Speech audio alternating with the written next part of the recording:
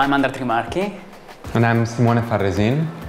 Together we are Studio Formafantasma. So we are here at the Van Abbe Museum for the Doom Material Prize. It's a prize for material researchers. It was a collection of vases and vessels that were commissioned by Plart Foundation. It's an Italian foundation dedicated to the restoration of artwork in plastic. I think what we were interested in the specific collections of pieces that you saw downstairs. Downstairs are only a few pieces, the collection is much broader.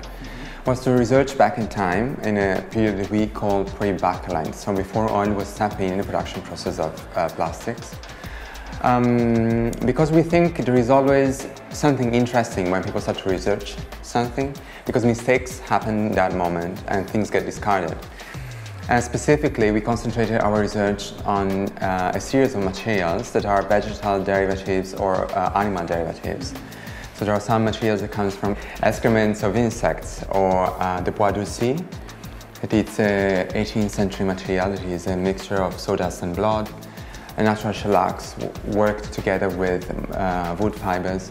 So the work is a kind of, in a way it's a research back in time, but to understand the potentials that elements we discarded from the past can have in the contemporary time, in the post-industrial time. But we are really much interested when we work with materials, in the case of Botanica as an example, not only to research in the material and to show it dry technical research. There's too many designers that are doing that. We stopped into the technical side of it.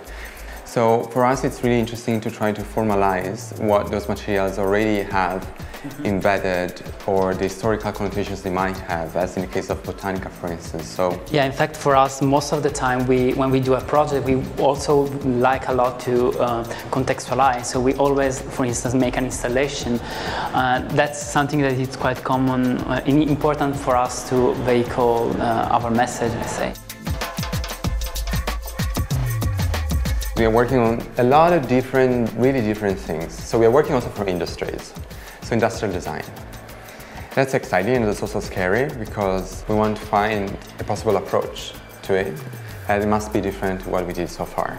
Then we are working with a textile museum for an exhibition we will organize in terms of design of the exhibition and of new collections of pieces for them.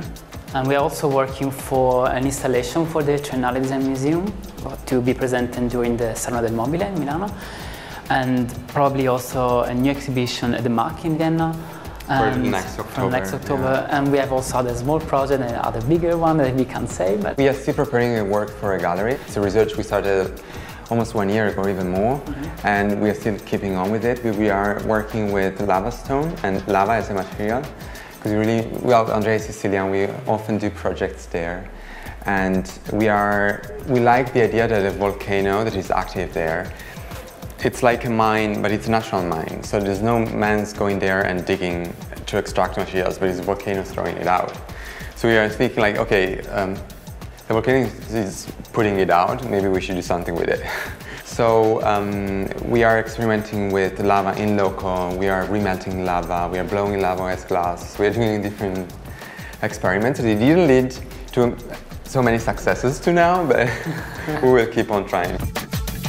Dutch Design Week, we find it exciting because we live in Eindhoven. We liked the atmosphere there is in the city. So we like the city changing, we like to see what the other people are working on. But usually we're not really presenting new works during Dutch Design Week, and I think it's also connected to the fact that we work here. So we are now really working towards usually Dutch Design Week, and we use Dutch Design Week to actually have fun during the week. So to see what others are doing here, more than presenting new work.